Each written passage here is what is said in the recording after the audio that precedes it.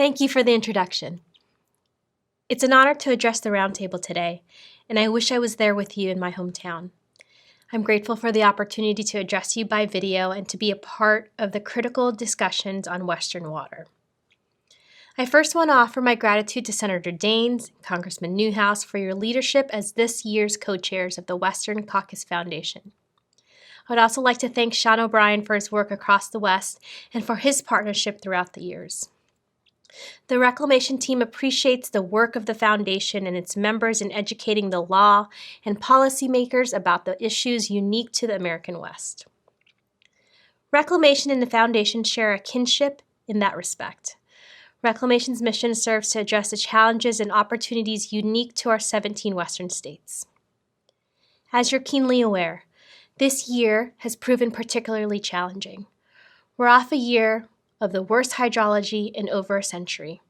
Some degree of drought has impacted about 90% of the Western states, and Reclamation's future projections are not promising for most of our basins. We carry last year's hydrology, low reservoir carryover storage, and all the dry soil in our watersheds into the 2022 water year. Just miles from where you are, Lake Mead, one of the largest reservoirs in the country, is at 34% capacity, the lowest levels since we started filling in 1935. To help combat the worst drought the West has seen in decades this year, Reclamation successfully reprogrammed $100 million for immediate drought relief and drought resilience activities. This includes immediate assistance to communities that needed it most, like the Klamath Project, which saw a 0% allocation for the first time since the project was constructed. We also funded activities in the Colorado River and the Central Valley Project. Congress also provided another $200 million for drought. We are developing the formal plan to begin allocating this additional funding from the continuing resolution to focus again on the areas that are most in need, but also make investments in communities to help build resiliency. We are also working with our sister agencies, like USDA, on how we can best partner to make the biggest impact. Outside of operating in a historically dry water year, we announced the investment of $205 million in WIN Act funding for new storage across the West. We completed several project title transfers in New Mexico and Utah and look to finalize the Greater Wenatchee and Kennewick title transfers in Washington State later this year. Thank you, Congressman Newhouse, for championing these title transfer projects.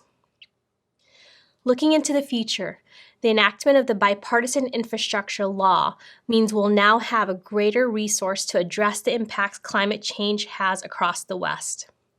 The law makes our communities safer and our infrastructure more resilient to the impacts of climate change with an investment of over $50 billion to protect against drought, heat, floods, and wildfire. We are incredibly appreciative to Congress and the administration for their work on this law. It is a once-in-a-generation investment in our nation's infrastructure and competitiveness that will help us manage the impacts of climate change has on water supply and the people and the wildlife that depend on this resource. With the infrastructure law, Reclamation takes on a new opportunity to invest in our facilities and benefit the American public. This means an investment of $8.3 billion for reclamation infrastructure, as well as $2.5 billion for the completion of authorized Indian water rights projects. This key investment will help improve federal stewardship of our critical infrastructure and significantly increase Reclamation's efforts to support our partners, stakeholders, tribal nations, and communities in the 17 Western states so that we can increase resiliency and adapt to the changing climate. Implementation of the law and delivering meaningful results is a top priority for Reclamation. We serve as a water and power infrastructure for the American West, and we are grateful for the support of this once-in-a-generation opportunity to improve our nation's water infrastructure and invest in Americans' futures. A great deal of activities already well underway across Reclamation as we prepare to implement the law. We are establishing a team to lead implementation and develop a plan that outlines how Reclamation will implement the new infrastructure law. The team will actively seek input from Reclamation's senior leadership team, as well as tribal and non-federal partners throughout the process, and this will ensure alignment with the Department of the Interior. The plan will specifically address how we will request and share data on a variety of areas, including obligations, expenditures, procurement, regulatory compliance, and the plans for celebrating project milestones. Reclamation will hold a series of stakeholder listening sessions this month prior to finalizing the plan.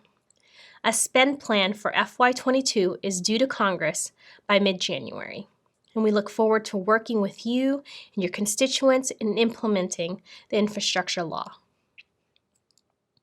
In closing, I want to thank you for your continued partnership. Dating from the Reclamation Act of 1902, the idea of federal, state, and local partnership is still fundamental to how we fulfill our mission. That ethos, developing solutions together, is how we've always interacted with our partners and how we'll continue to face our challenges. Thank you for the opportunity to speak with you today. Have a wonderful holiday season.